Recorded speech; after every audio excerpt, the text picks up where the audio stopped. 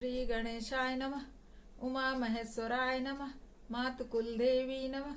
माता पिता चरण कमलभ्यो नमः। हम लोग इससे पूर्व 19 और 20 अध्याय एक साथ दिया गया है, जिसमें पार्थिव लिंग के निर्माण की रीति तथा वेद मंत्रों द्वारा उसके पूजन की विस्तृत जानकारी पर कल चर्चा किए थे एवं संक्षिप्त विधि का वर्णन है, जिसपे आज चर्चा करेंगे।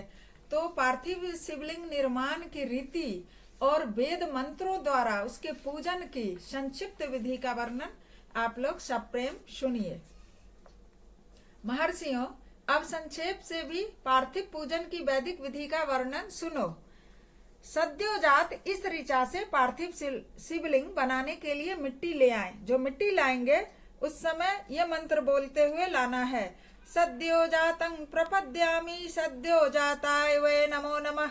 भवे भवे नाति भवे भवस्व मांग भवोद्भाय नमः। अब मिट्टी वामदेवाय मंत्र से मिट्टी में जल डालेंगे।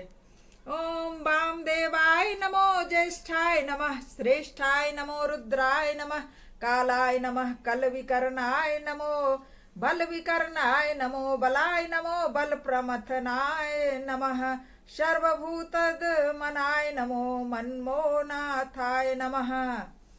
इस मंत्र से जल डाल दिए।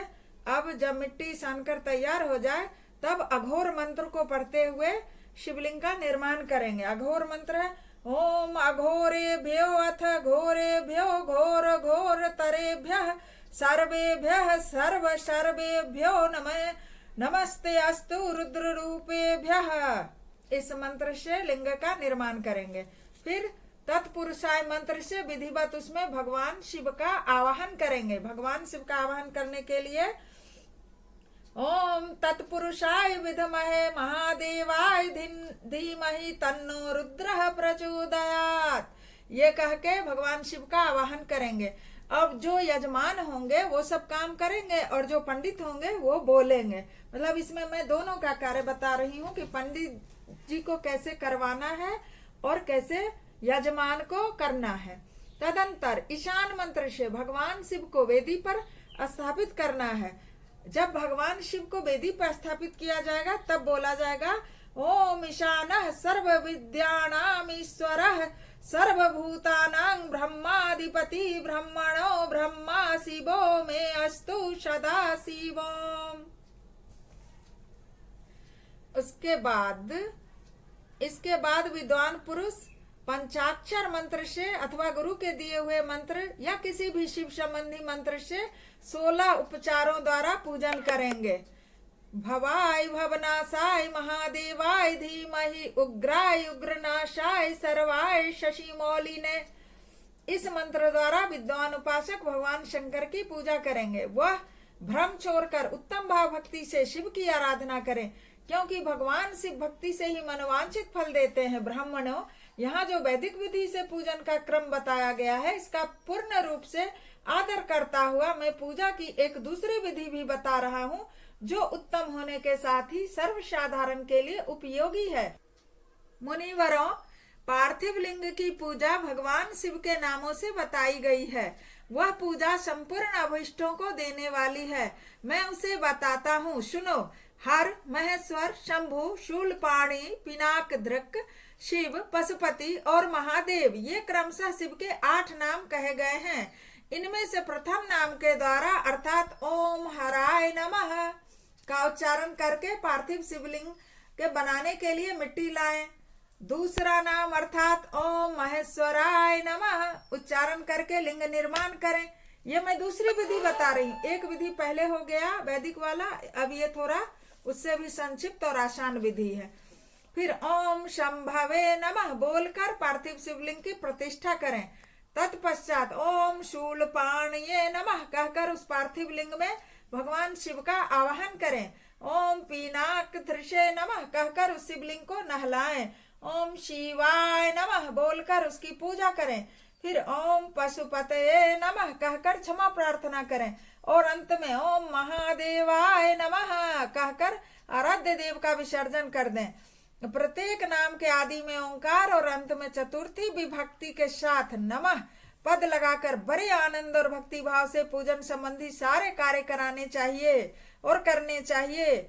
खड़ाक्षर मंत्र से अंगन्यास और करन्यास की विधि भली भांति संपन्न करके फिर नीचे लिखे अनुसार ध्यान करें। जो कैलाश पर्वत पर एक सुंदर सिंहासन के मध्य भाग में विराजमान है, जिनकी वाम भाग में भगवती उमा उनसे सटकर बैठी हुई है, सनक सनंदन आदि भक्तजन जिनकी पूजा कर रहे हैं, तथा जो भक्तों के दुख रूपी दावानल को नष्ट कर देने वाले अप्रमेय शक्तिशाली ईश्वर हैं, मैं उन विश्व विभूषण भगवान शिव का चिंतन करना चाहिए। भगवान महेश्वर का प्रतिदिन इस प्रकार ध्यान करें, मतलब मन में सोच के ये सब बातें ध्यान करें, मन में यहाँ लाए कि ऐसा हो रहा है, भगवान बैठे हैं।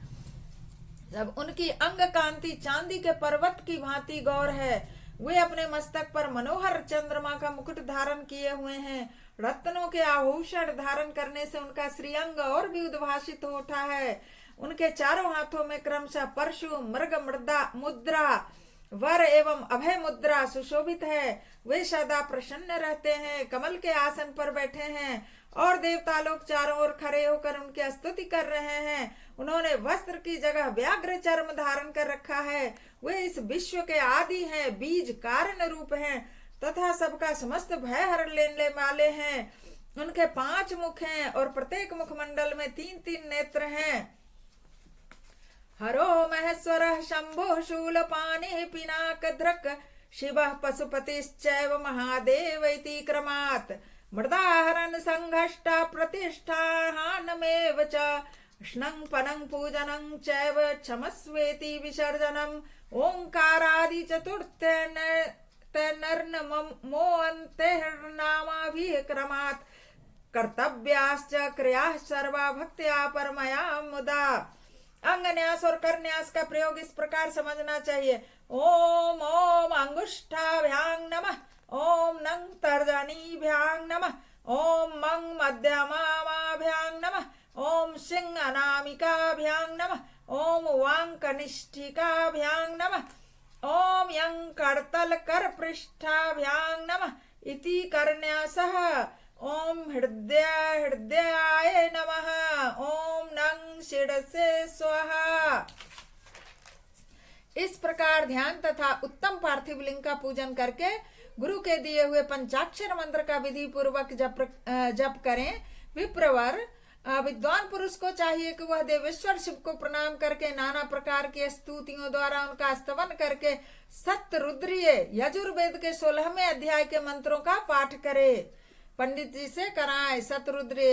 पश्चात अंजलि में अक्षत और फूल लेकर उत्तम भक्ति भाव से निम्नांकित मंत्रों को पढ़ते हुए प्रेम और प्रसन्नता के साथ भगवान शंकर से इस प्रकार प्रार्थना करें। सबको सुख देने वाले कृपा निधान भूतनाथ शिव, मैं आपका हूँ। आपके गुणों में ही मेरे प्राण बसते हैं तथा आपके गुण ही मेरे प्राण और जीवन सर्वस्व हैं। मेरा चित्त सदा आपके ही चिंतन में लगा हुआ है। यह जानकर मुझ पर प्रसन्न होइए, कृपा कीजिए शंकर। मैंने अनजान में अथवा जानबूझकर यदि कभी आपका जप और पूजन आदि किया हो तो आपकी कृपा से वह सफल हो जाए। गौरीनाथ, मैं आधुनिक युग का महान पापी हूँ, पतित हूँ और आप सदा से ही परम महान पतित पावन हैं। इस बात का विचार करके आप जैसा चाहें वैसा करें। महादेव, सदाशिव, वेदों पुराणों नाना प्रकार के शास्त्रीय सिद्धांतों और विभिन्न महर्षियों ने भी अब तक आपको पूर्ण रूप से नहीं जान पाया है, फिर मैं कैसे जान सकता हूँ? महेश्वर, मैं जैसा हूँ वैसा ही उसी रूप में संपूर्ण भाव से आपका हूँ, आपके आश्रित हूँ, इसलिए आपसे रक्षा पाने के योग्य हूँ। परमेश्वर, आप मुझ पर प्रसन्न होइए। मुने इस प्रकार प्रार्थना करके हाथ में लिए हुए अक्षत और पुष्प को भगवान शिव के ऊपर चढ़ाकर उन शंभु देव को भक्ति भाव से विधि पूर्वक साष्टांग प्रणाम करें। तदंतर शुद्ध बुद्धि वाला उपासक शास्त्रोक्त विधि से इष्ट देव की परिक्रमा करें, मतलब आधी परिक्रमा ही। फिर श्रद्धा पूर्वक स्तुतियों द्वारा देवेश्वर शिव की स्तुति करें। इसके बाद गला बजा करके गले से अव्यक्त शब्द का उच्चारण करके पवित्र एवं विनीत चित्त वाला साधक भगवान को प्रणाम करे। फिर आदर पूर्वक विज्ञप्ति करे और उसके बाद विसर्जन मुनिवरों, इस प्रकार विधि पूर्वक पार्थिव पूजा बताई गई, वह भोग और मोक्ष देने वाली तथा भगवान शिव के प्रति भक्ति भाव को बढ़ाने वाली है।